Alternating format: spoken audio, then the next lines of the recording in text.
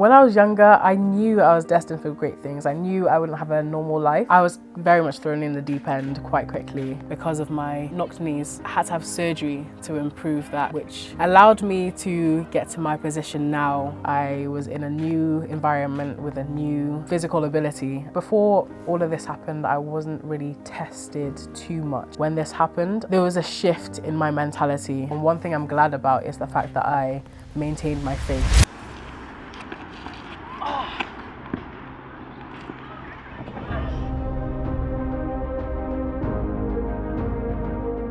Did you know that since the modern Olympic Games began in the early 1900s, it had the beautiful privilege of having an estimated 57,000 women participate in the Games? And of these women are an estimated 300 Nigerian women or women of Nigerian descent who have participated in the sports.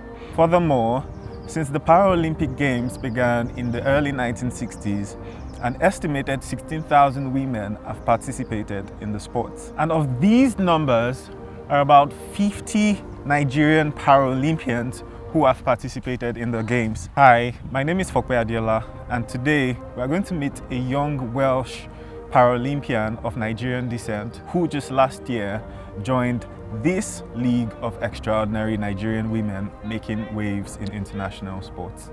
This is Funmi Oduwaiye.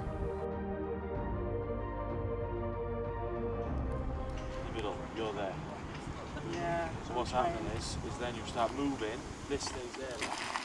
This goes down, you're there. When you throw, you do that. That will look like that. You know what I mean? That's exactly what you're doing. Yeah. Hi, my name is Funmi Oduwaiye and I'm a Paralympian. Growing up was an experience, as like many, but I'm one of 4 siblings, the youngest, ranging from 22 to 30. Growing up was fun. We always had each other to play with, so it wasn't a lonely experience. I went through a lot of character building. I didn't have all the benefits of being the younger sibling. They very much made sure I grew up in the correct way and kept me in order. Didn't let me fumble or mess around too much. So they were definitely my keepers. My mum put me into a lot of different sports when I was younger, including football, rugby, netball, figure skating, like you name it, I've probably played it. So yeah, it was quite an experience. Always busy, always active, always had something to do.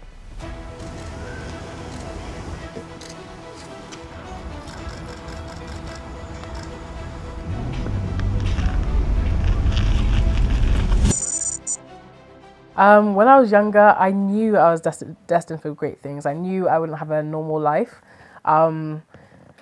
Whether it means me eventually becoming a celebrity or me just becoming whatever, I don't know. But I just knew I wouldn't have a normal life. And that's what I kind of lived my rest of my life knowing. So I definitely did not know I'd be here today at all. I kind of focused on basketball eventually and kind of saw myself going to study medicine or something along those lines, and I definitely did not see this coming.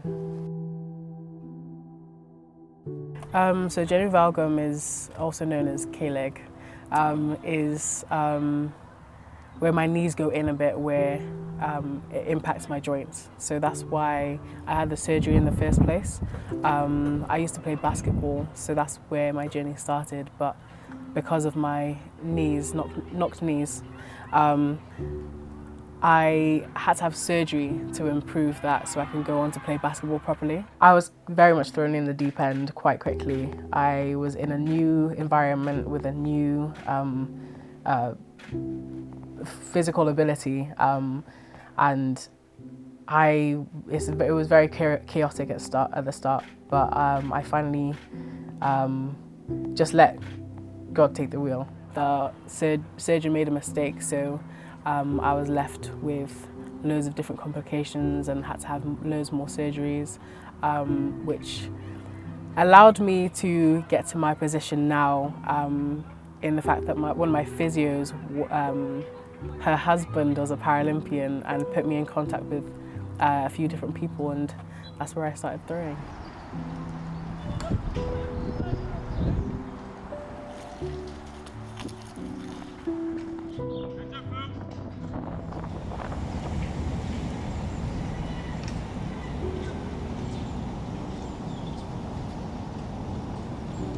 No, I knew exactly what I wanted to do when I was later on in life. And when all of this happened when I was 16, everything came crumbling down. I didn't know what I could do. I couldn't do anything. I was physically and mentally unstable. So it was very much a career ending. I couldn't do what I wanted to do. I was tested mentally, physically, socially, everythingly.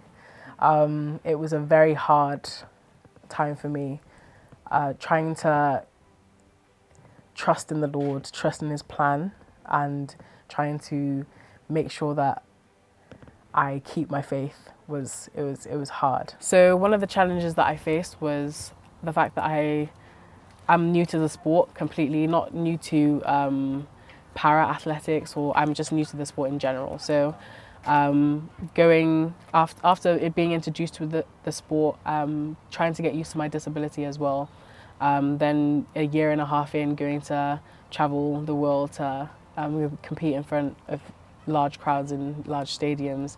That was a challenge for me. But also trying to learn two major new things at the same time, in the fact that I'm still trying to get used to my disability and trying to get used to a new sport as well. That was the challenge for me. Yep.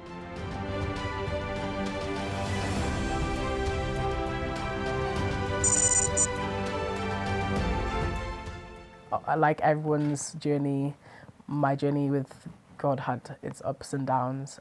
Before all of this happened, I wasn't really tested too much. There were a few things here and there, but I always kept my faith strong and knew that God was good, and kind of lived my life that way. However, when this happened, there was a shift in my mentality. One thing I am grateful for, and one thing I'm glad about, is the fact that I maintained my faith. I knew God was good. I still knew He had a plan for me. But I knew one thing, that how hard I worked to be able to go to university, the different preparations I took to go to university. And I know how much effort I then put, even after my surgery, after I was very much going through the darkest alley. I knew how much I wanted to go to university and how much it meant to me.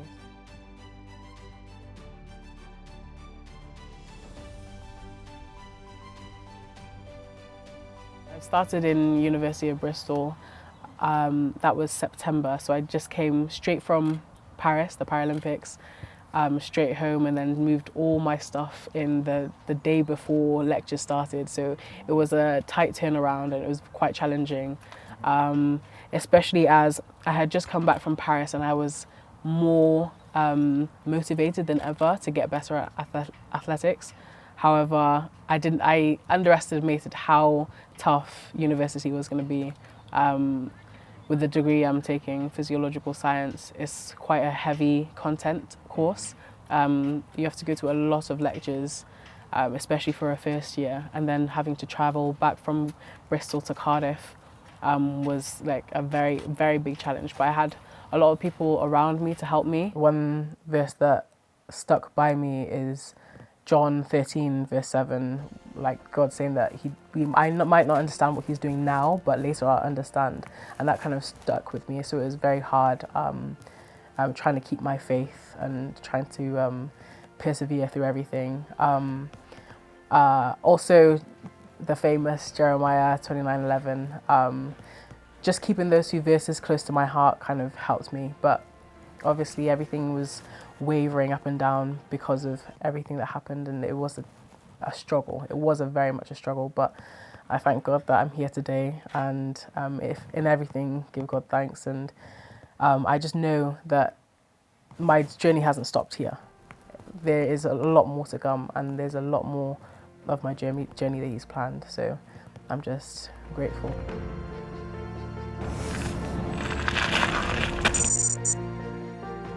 So again, from when I was young, I was one of the lucky ones that knew what they wanted to do before, later on in life. So I knew I wanted to go and study medicine and play basketball in America. And that's what I had my eyes set up on until I was 16 when the surgeries went wrong. Again, that was a very, very challenging time. My family were there to support me, however, it's the Lord that brought me through, because I know that without him I really wouldn't have made it. Even though it is 3 years later, I made sure that I went to university, and even though people were telling me, but you should just calm down, that you might not be able to do it, like just calm down, take it easy, focus on your leg, and maybe just even focus on athletics. I know that I can do all things through Christ who strengthened me, and I kind of want to use this to prove that I can do all things as well. I just had to keep on pushing. I'm someone that my parents have taught me never to give up. My mom has ingrained in us from since we were young, we can do all things through Christ who strengthens me. So I guess that's my point to prove. I'm just doing it just to prove that I can do all things through Christ who strengthens me. My dad is very much a person that he's a very calm and chill person, and any challenge that comes to him, he handles it with such grace. And I think I took that from him in a case of just sitting back, relaxing, and just let him take the wheel, because things become, like, trusting in him, things become a lot easier when you learn how to trust in him. So that's the piece of advice I would give young people, that with any challenges that come up, any difficulties that you have, first thank God, because in all things give thanks, but then also remember that he has plans for you to prosper. You may not understand what he's doing now, but later you'll understand, and just sit back, relax, let him take the wheel, and trust him. So a point that I love to think about a lot is the fact that we're on this earth not only for ourselves, but to impact other people's journey in this world as well. So they've all have their places in my journey, and they've played their role perfectly, because I can't say, if I didn't have one person from my family around me, especially in that time, who knows where I'd have been. They've been a huge support, a huge anchor in my journey, actually, especially my mum, who basically stopped her whole life for us, let alone me, especially when all of this happened. So yeah, they've been a huge deal. They've made a huge impact.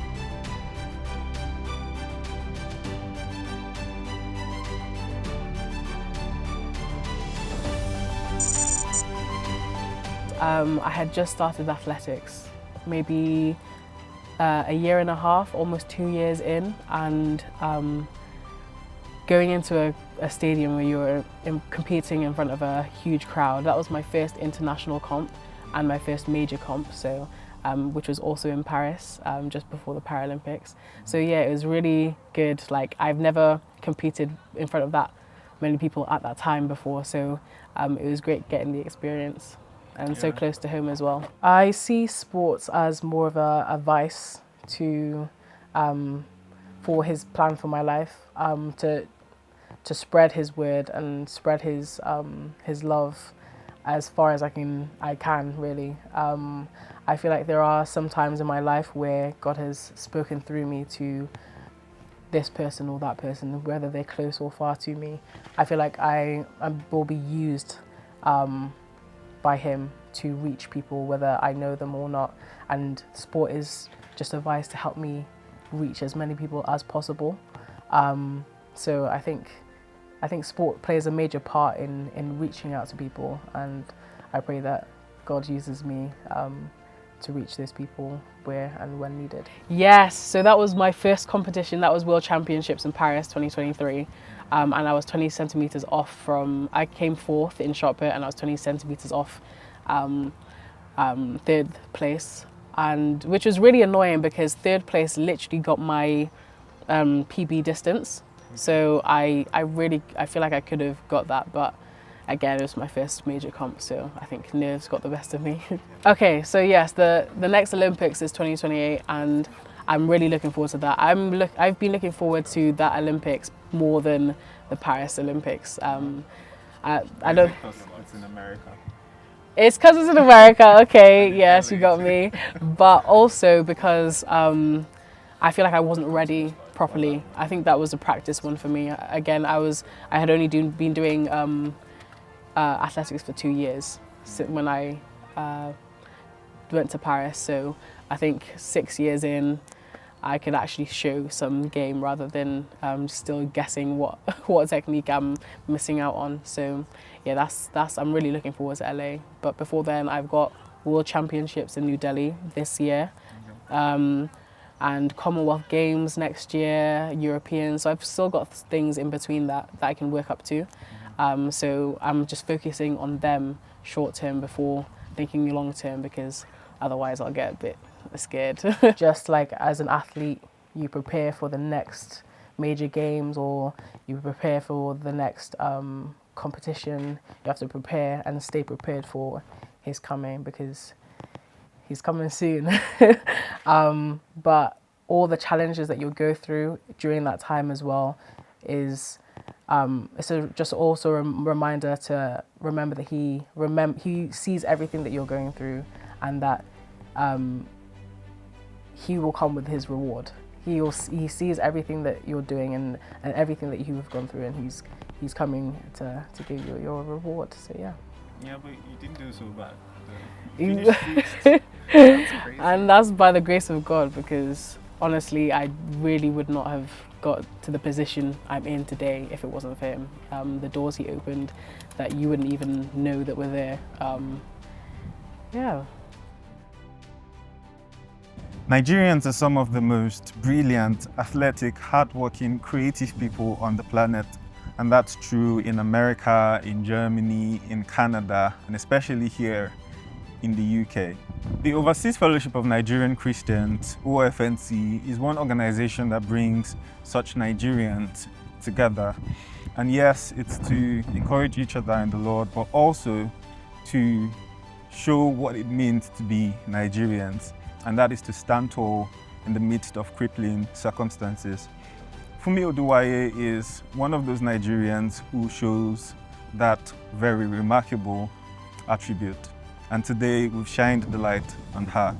We hope that her story encourages you to stand tall in the midst of your circumstances. My name is Fope Adeola, and this was for Arise Magazine.